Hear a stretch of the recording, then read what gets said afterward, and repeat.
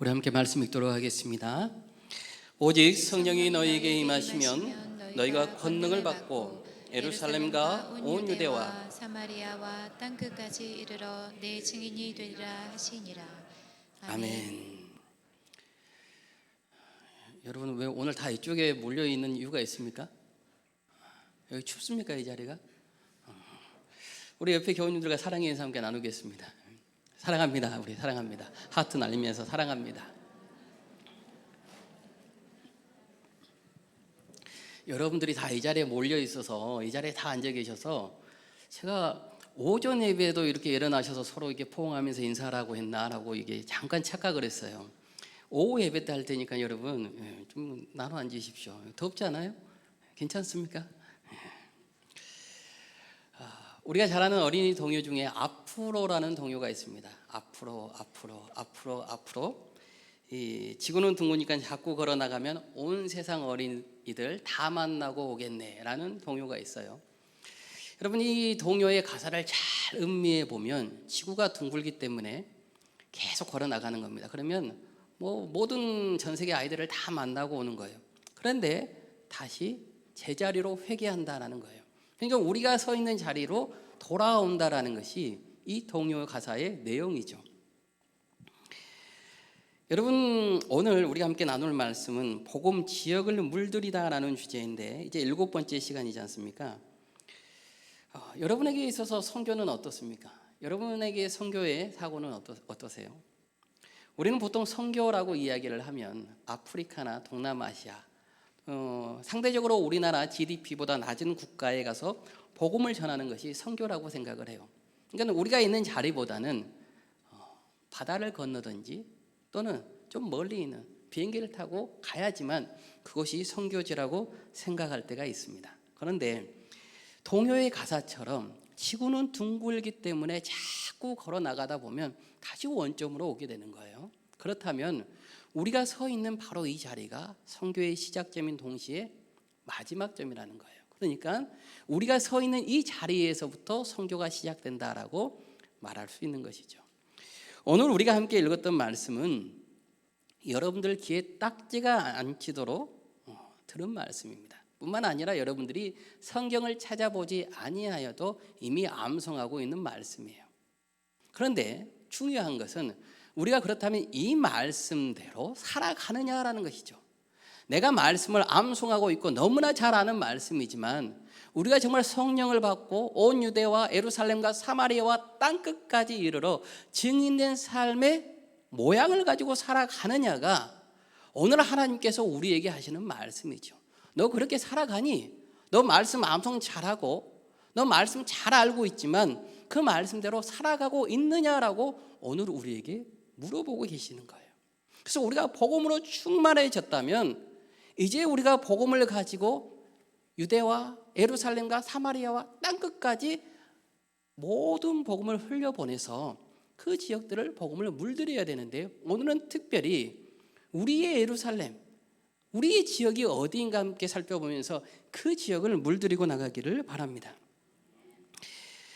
제가 목회를 가장 먼저 시작할 때 하나님께 기도하면서 생각했던 것은 왜 하나님께서 저를 여수에 보내셨을까였어요. 왜 하나님께서는 저를 고향을 이 땅에서 나오게 하였을까?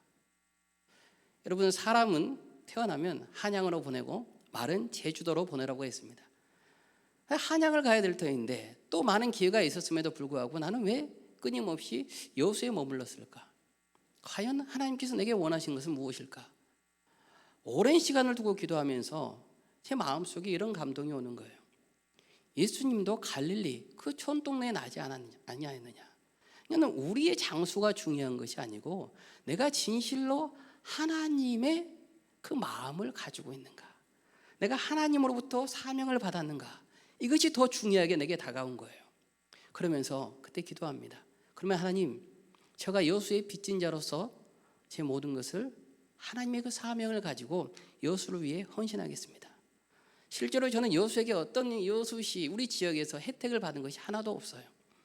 이번에 그 민생지원금에서 우리 지역은 3만 원 더 주더라고요. 그 혜택 받은 거 있습니다. 그것 외에는 크게 빚진 자로 살아가는 것이 없습니다. 그럼에도 불구하고 하나님께서 내게 보내주신 어떤 이유가 있을 것이다. 그래, 나의 예루살렘은 내 사명지는 바로 이 여수시다라고 결단하게 되고 그때부터 하나님의 말씀을 가지고 목회를 시작하게 되었습니다. 여러분, 우리의 예루살렘은 어디입니까? 여러분의 예루살렘은 어디입니까? 하나님께서 왜 여러분들을 여수시로 보내셨습니까? 고향이 여수시인 경우도 있을 것이고 타 지역에 사시다가 하나님의 인도하심을 받아서 이 지역에 오신 분들도 있을 거예요. 그것은 다시 말해서 하나님께서 우리 지역에 관한 구속의 사역 중에서 여러분에게 사명을 주심으로 인하여서 귀하게 사용하시려고 하는 하나님의 계획이 있다는 거예요. 그래서 여러분의 예루살렘이 바로 우리 지역인 줄로 믿습니다. 그래서 우리는 우리 지역을 이제 복음으로 물들이고 가는 사명을 가지고 살아가는 거예요. 그런데 많은 신자들 중에, 우리 지역의 신자들 중에 이런 이야기들 많이 합니다. 우리 여수가 한때는 믿음으로 뜨거웠었고 우리 여수시 지도를 보고 다 보면 모두 다 십자가로 물들어 있는데 엑스포를 하고 난 후에 관광의 도시로 바뀌면서 타락의 도시로 바뀌었다. 많은 사람들이 하나님을 떠나게 되었고 마치 소돔과 고모라의 모양처럼 바뀌어가고 있다. 어두운 세상으로 가고 있다. 그러면서 신자들 또한 하나님을 떠나간다라고 말하고 있는 거예요. 참 안타까운 현실이죠. 그런데 여러분, 우리가 몇 주 전에 함께 나누었던 것처럼 세상이 아무리 어두워지고 바뀔지라도 우리가 진실로 하나님 앞에 영적 정체성을 가지고 내가 하나님의 복음에 물들인 자로 살아간다는 그 영적 정체성을 가지고 살아간다면 우리는 환경에 영향받지 않을 겁니다. 도리어 이 지역을 복음으로 물들이고 나갈 수 있는 것이죠. 그래서 잠깐 영적 정체성에 관하여서 함께 조금 더 나눠보려고 하는데, 여러분, 우리가 잘 아는 다니엘은 느부갓네살 왕에 의하여서 바벨론에 사로잡혀 가게 됩니다. 그런데 그의 지식들이 너무나 뛰어났던 거예요. 바벨론은 매일 전쟁만 하기 때문에 학문들 지식이 대단히 낮았습니다. 그래서 다니엘과 세 친구들, 학문이 뛰어난 자들을 모두 다 이제 바벨론의 교사로서 채용하게 돼요. 그리고 그들에게 아주 왕의 음식을 먹으면서 좋은 음식을 통하여서 살집을 찌우고 3년 뒤에는 왕을 아련하게 되는, 그냥 포로들의 몰골이 좋지 않을 거 아니에요. 그러니까 왕을 볼 수 있을 만큼 이제 모든 외형적 모양을 갖추게 한 후에 왕을 아련하게 하는 귀한 은혜를 베풀어 줍니다. 그런데 다니엘이 어떻게 이야기를 하냐면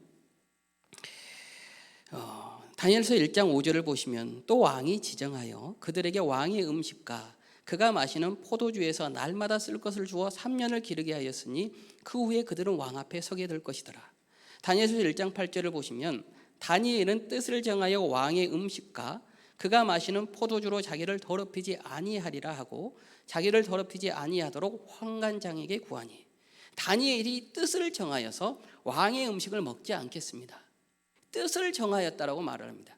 이때 뜻을 정하였다라는 것은 단순히 내가 포로로 잡혀왔기 때문에 바벨론의 음식을 먹지 않겠다라는 것이 아니고, 출애굽기 34장 15절을 보시면 너는 삼가 그 땅의 주민과 언약을 세우지 말지니 이는 그들이 모든 신을 음란하게 섬기며 그들의 신들에게 제물을 드리고 너를 청하면 내가 그 제물을 먹을까 함이며. 그러니까 바벨론 왕 느부갓네살의 왕의 음식은 단순히 음식이 아니라 이방의 신에게 바쳐진 제물이었던 거예요. 다니엘이 결심하기를 내가 비록 몸은 포로로 잡혀와서 바벨론 땅에 있을지라도 내 마음만은 여호와 하나님을 향하여 있어서 이들의 환경에, 이들의 이방의 신에 물들지 아니하고 온전히 하나님만 섬기겠다라고 뜻을 정하게 되는 겁니다.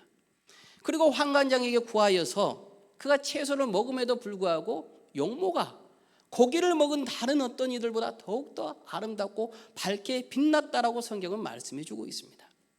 여러분, 우리가 이 시대를 살아가면서, 이 지역을 살아가면서 소돔과 고모라 같은 어두움이 밀려옵니다. 관광의 도시가 되어가면서 많은 이들도 그렇게 살아가는 것이 응당 맞다라고 생각할 수 있지만, 진실로 하나님께 사명을 받은 자로서 우리는 세상과 타협하는 것이 아니고 세상에 물드는 것이 아니고 도리어 다니엘처럼 영적 정체성을 가지고 우리 지역을 물들이는 사명을 가지고 있다는 것입니다. 그래서 우리가 이 지역을 더욱더 사랑하고 이 지역을 위해서 하나님의 복음을 가지고 물들이며 전진해 나가야 되는 것이죠. 그렇다면 우리는 어떤 마음으로 나갈 수 있는가? 모든 하나님의 일에는 사랑이 먼저 있어야 되는 것입니다. 사랑. 내가 이 지역을 사랑하게 되면 내가 이 지역을 위해 기도할 수 있는 거예요. 우리 지역에 있는 이 신자들을 만나보면 가슴속 깊은 곳, 마음속 깊은 곳에는 약간의 그런 패배의식 같은 거 있어요. 그러니까 나는 본래 여수에 살려고 했던 것이 아닌데 어떻게 하다 보니까 여수에 왔습니다라고 말하는 경우들이 있어요. 왜냐하면 마음속에 하나님께서 우리 지역에 보내셨다는 사명감이 없기 때문이에요. 또 어떤 분은요, 수십 년을 여수에서 살아서 왔으면서도 고향을 우리 지역이 아니라 지방이 아니라 마치 수도권에서 살아왔던 것처럼 말을 하는 분들을 만나게 됩니다. 그래서 나는 수도권에 살았는데, 나는 서울 사람인데 어쩔 수 없이 여수에 왔어. 알고 보니까 우리 지방 사람이에요. 그런데 자신의 고향을 말하지 않는 거예요. 왜냐하면 나는 서울 사람이야라는 이 지방에 있는 것을 부끄럽게 여기는 마음이 있는 것이죠. 여러분, 그러나 우리가 이 지방에, 이 지역에 있는 것은 지방 사람이 아닙니다. 하나님의 놀라운 계획 가운데에서 우리를 보내신 그 뜻이 있다는 것을 잊지 마시길 바라요. 그래서 우리가 지역을 사랑할 수 있는 겁니다. 먼저 하나님이 주신 사명감을 회복하지 못하면 이 지역 사랑할 수 없는 것이죠. 독일 신학자 중에 세대에 태어날까 말까 하는 가장 천재 중에 한 명이었다는 신학자가 있습니다. 디트리트 보네퍼 목사님이신데, 젊은 나이에 20대에 평생을 연구해도 될까 말까 하는 업적들을 이루신 분이에요. 2차 세계대전 때 이분의 신학을 그냥 두기 아까운 거예요. 그래서 많은 신학자들이 1939년에 미국으로 디트리히 보네퍼 목사님을 망명시킵니다. 그래서 미국 유니온 신학교에서 그에게 교수직을 주고 후학들을 가르치게 해요. 후학들을 계속 가르치는데 마음속에 이런 감동이 오는 거예요. 보네퍼 목사님에게. 내가 이 미국 땅에서 평안하게 지낸다면 우리 조국 독일이 해방되고 난 후에 나는 어떻게 그들과 함께 교회를 이루고 하나님을 섬기고 나가지? 저들은 나치에게 고난당하고 핍박당하는 그 시간을 견딜 터인데 나는 이렇게 평안하게 살면서 어떻게 내가 그들과 교회를 이루고 나갈 수 있을까? 그리고 2달이 채 되지 않아서 짐을 싸고 많은 사람들이 만류를 함에도 불구하고 배를 타고 독일로 돌아갑니다. 그리고 독일에서 이 나치에 대항하는 독립군으로서 열심히 활동합니다. 우리가 잘 아는 행동하는 신앙, 이것이 여기에서 나옵니다. 보네퍼 목사님에게 나옵니다. 그런데 안타깝게도 1943년에 발각되어서 잡혀가게 돼요. 심한 고난을 받고 아픔을 당하고 2차 세계대전이 끝나기 몇 개월 전인 1945년 4월 9일 날 교수형으로 처형당하게 됩니다. 이 목사님이 옥중에서 동역자들에게 이렇게 편지를 하는 내용이 있습니다. 선한 능력에 언제나 고요하게 둘러싸여서 보호받고 위로받는 이 놀라움 속에 여러분과 함께 오늘을 살기 원하고, 그리고 여러분들과 함께 새로운 한 해를 맞이하기 원합니다. 옛것은 여전히 우리의 마음을 괴롭게 하고 어두운 날들의 무거운 짐은 여전히 우리를 누르지만, 오 주님, 내몰려버린 우리의 영혼에게 주님께서 예비하신 구원을 주옵소서. 선한 능력에 언제나 고요하게 둘러싸인다는 것은 하나님의 은혜 안에서 내가 오늘도 위로받고 있습니다. 이 감옥 생활을 하지만 하나님의 그 은혜가 나와 함께합니다. 감옥에서도 나와 함께 하시는 하나님의 그 은혜의 놀라움 속에 저는 오늘도 여러분과 함께 살기를 원합니다. 이곳에서 해방되어서 감옥에서 나가서 여러분의 숨결을 느끼고 싶고 여러분과 함께 손을 잡고 기도하고 싶습니다. 그리고 여러분들과 함께 새로운 한 해를 맞이하기 원합니다. 나치들이 다 떠나가서 정말 해방된 조국에서 독일의 자유를 통하여서 그 새로운 한 해를 맞이하고 싶습니다. 옛것은 여전히 우리의 마음을 괴롭게 하고 어두운 날들의 무거운 짐은 여전히 우리를 누르지만, 나치의 핍박이 우리나라를 힘들게 하지만, 또 내가 감옥에 갇혀 있지만, 오 주님, 내몰려버린 우리의 영혼에게 내가 감옥에서 죽을 수도 있을 것 같은데, 내게 사형이 선고되어 있는데 만일 내가 이 땅의 생명이 끊어진다면 하나님, 내 생명을 구원하여 주옵소서. 예비하신 구원을 주옵소서. 나를 맞이하여 주옵소서. 우리가 잘 아는 찬양곡 선한 능력으로입니다. 이 선한 능력으로는 보네폰 목사님이 감옥에서 쓴 옥중 편지에 곡을 붙인 곡입니다. 여러분, 보네폰 목사님의 예루살렘은 독일이었던 거예요. 그가 미국으로 망명하여 떠났지만 하나님께서 자신을 미국인이 아닌 독일인으로 태어나게 했음을 깨달아 알게 됩니다. 자신의 사명감, 자신의 예루살렘은 바로 독일이었던 겁니다. 그러므로 미국을 위해서 기도하는 것이 아니라 내가 독일로 돌아와서 독일의 성도들과 함께 나치를 몰아내고 하나님께서 주신 사명을 가지고 내 목숨이 설령 이 땅에서 끊겨질지라도 내가 그 사명을 감당하겠다, 증인된 삶을 살아가겠다라고 마음에 다짐하고 돌아왔던 거예요. 그리고 생명을 하나님 앞에 내어놓았던 것이죠. 그래서 우리가 진실로 복음 지역을 물들인다는 것은 하나님의 사명감을 가지고 이 지역 예루살렘을 복음으로 물들이는 것입니다. 사랑의 바탕 안에서 우리는 세 가지를 가지고 지역을 물들일 수 있어요. 첫 번째는 선교적 마음입니다. 선교적 마음. 요한복음 20장 21절을 보시면 예수께서 또 이르시되 너희에게 평강이 있을지어다. 아버지께서 나를 보내신 것 같이 나도 너희를 보내노라.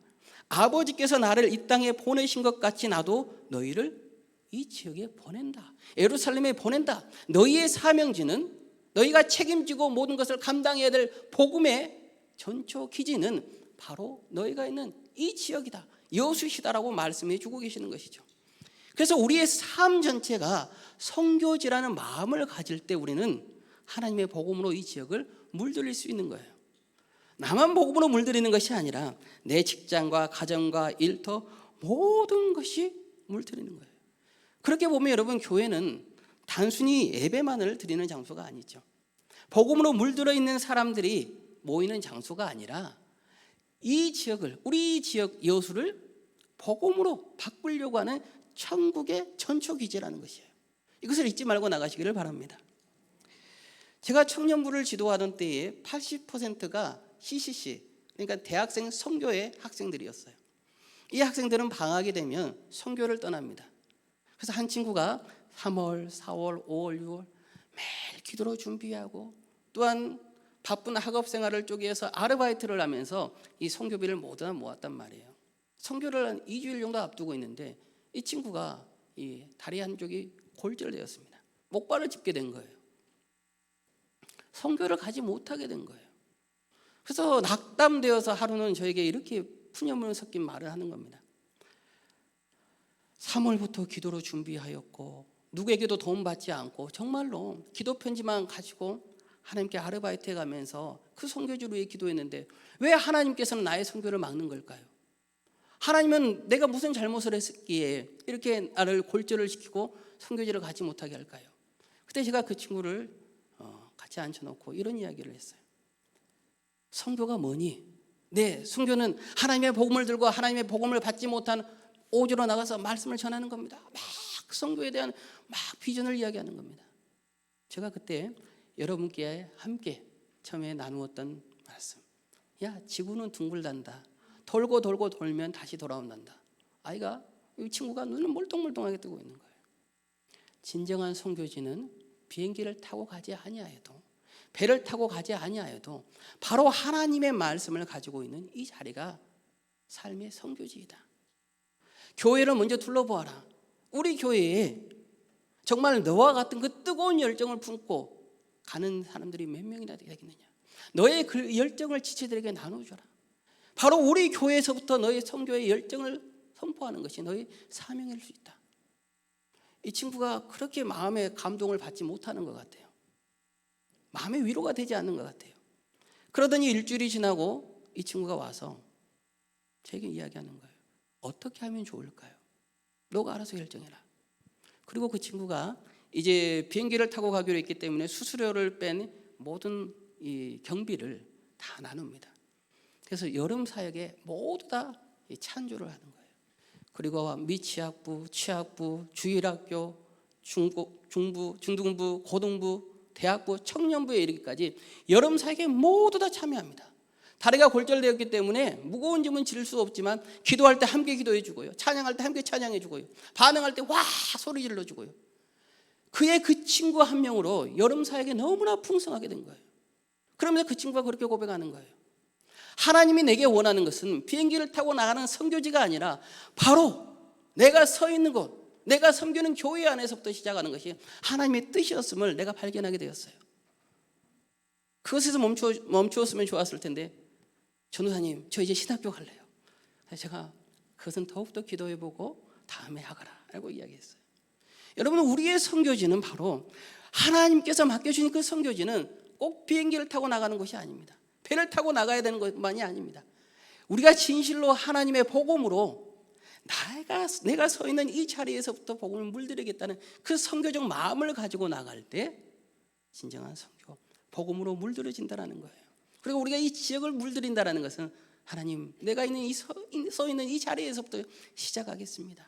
내 가정에서부터, 내 삶의 모양에서부터, 우리 교회에서부터 내가 먼저 선교적 마음을 가지고 섬기고 하나님의 복음을 선포하며 살아가겠습니다.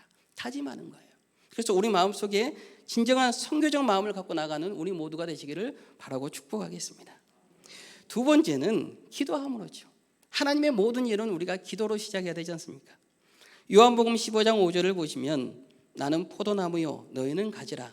그가 내 안에 내가 그 안에 거하면 사람이 열매를 많이 맺나니 나를 떠나서는 너희가 아무것도 할 수 없습니다.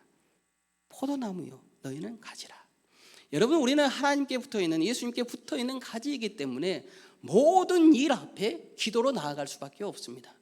이 지역을 물들인다는 것은 단순하게 내가 복음을 선포한다는 것이 아니고 영적 전쟁을 치르러 나간다는 뜻이기도 합니다. 그러므로 하나님 앞에 기도하는 것이죠. 오늘 우리가 읽었던 사도행전 1장 8절을 보시면 예루살렘 땅끝까지 이르러 우리가 복음을 전가할 수 있는 것은 무슨 조건이 있습니까? 오직 너에게 성령이 임하시면, 너희 힘으로 할 수 없다라는 거예요. 성령이 임하시면. 그러므로 우리가 이 지역을 하나님의 복음으로 물들인다는 것도 우리의 힘과 능력으로 하는 것이 아닙니다. 기도함으로, 그 기도의 능력으로 예수 그리스도의 이름으로 나아가서 승리하는 것이죠. 그래서 오스왈드 목사님께서는 무엇이라고 말하냐면 기도는 준비가 아니라 사역 그 자체이다라고 말을 해줍니다. 기도를 통하여서 이미 우리에게 승리가 주어지는 거예요. 기도를 통하여서 이미 판가름 나는 겁니다. 기도를 통하여서 하나님께서는 허락뿐만 아니라 내가 일하여 줄 것이다 라고 선포해 주시는 겁니다. 그래서 우리가 모든 일 앞에 기도함으로 나가되 진실로 하나님을 믿고 나가는 우리 모두가 되시기를 바랍니다. 선교적 마음과 기도로 나아가는데 이 모든 것이 완성되는 것은 무엇이냐면 여러분, 예배예요. 예배. 복음을 가지고 우리 지역을 물들이는데 왜 예배를 가지고 나갑니까? 예배는 우리 교회만을 위한 것 아닙니까? 아니요, 그렇지 않습니다. 역대하 20장을 보시면 남유다의 네 번째 왕인 여호사밧 왕 때 모압과 암몬과 마온 사람들의 연합인 아람 사람들이 이제 유다를 쳐들어옵니다. 그랬더니 여호사밧 왕이 어떻게 할 수가 없는 거예요. 어떻게 해야 되지? 그리고 하나님께 나아가서 이렇게 기도합니다. 역대하 20장 6절을 보시면 이르되 우리 조상들의 하나님이 여호와여 주는 하늘에서 하나님이 아니시니이까 이방 사람들의 모든 나라를 다스리지 아니하시나이까 주의 손에 권세와 능력이 있사오니 능히 주와 맞설 사람이 없나이다. 하나님, 아람 군대가 이방 나라가 쳐들어오는데 그들과 맞설 사람이 없어요. 하나님께서 대신 싸워주십시오. 하나님께 기도하는 거예요.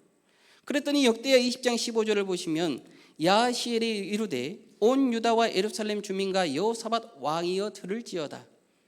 여호와께서 이같이 너에게 말씀하시기를 너희는 이 큰 무리로 말미암아 두려워하거나 놀라지 말라. 이 전쟁은 너희에게 속한 것이 아니요 하나님께 속한 것이니라. 하나님께서 레위 사람 야하시엘을 통하여서 기도에 응답해 주십니다.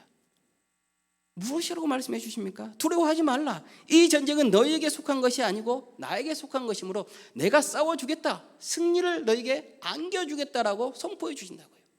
그냥 기도로 나아가는 것이죠. 기도 속에서 이미 하나님께서 응답해 주십니다. 그러면 여호사밧 왕이 그래 이제 전쟁으로 나가자고 나가는 것이 아니고요.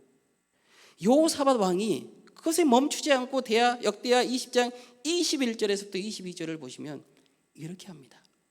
백성과 더불어 의논하고 노래하는 자들을 택하여 거룩한 예복을 입히고 군대 앞에서 행진하며 여호와를 찬송하여 이르기를 여호와께 감사하세 그의 인자하심이 영원하도다 하게 하였더니 그 노래와 찬송이 시작될 때에 여호와께서 복병을 두어 유다를 치러 온 암몬 자손과 모압과 세일산 주민들을 치게 하심으로 그들이 패하였으니 그 인자하심이 영원하도다 하게 하였더니 백성들은 예배드리고 싶은 마음이 없었지만 그들을 통하여서 예배를 가지고 전쟁에 나갑니다.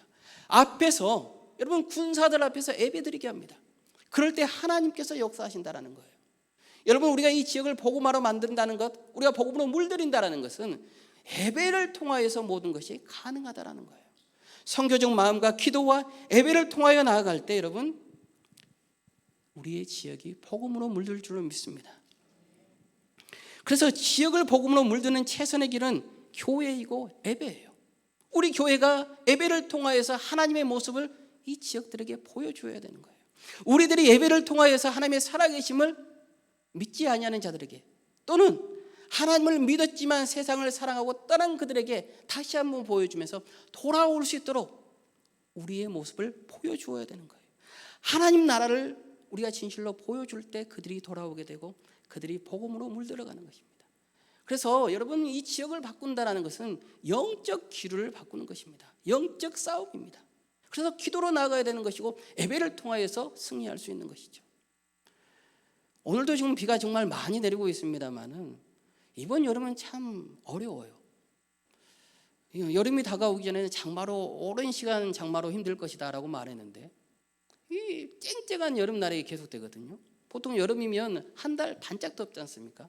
근데 7월 8월 더워요. 또 이렇게 장마처럼 비가 왔다가 또 일주일 지나면 아주 뭐 언제 그랬냐는 듯이 쨍쨍하게 여름이 다가옵니다. 날씨도 이 기상의 변화가 무궁무진하죠. 여러분 우리가 예배를 드리고 정말 기도로 나아가고 우리가 성경의 마음으로 나아갈 때 이 지역이 어두울 수 있어요. 엑스포 이후에 정말 관광의 도시가 되었을 수 있습니다. 그러나 어두울수록 빛이 더 밝게 빛나는 것이고 어두울수록 여러분 하나님의 역사는 더욱더 일어나는 겁니다. 우리가 예배를 통하여서 기도를 통해서 나갈 때 영적 기류가 바뀌어서 언제 어두웠냐는 듯이 하나님의 복음의 능력이 일어날 줄로 믿습니다.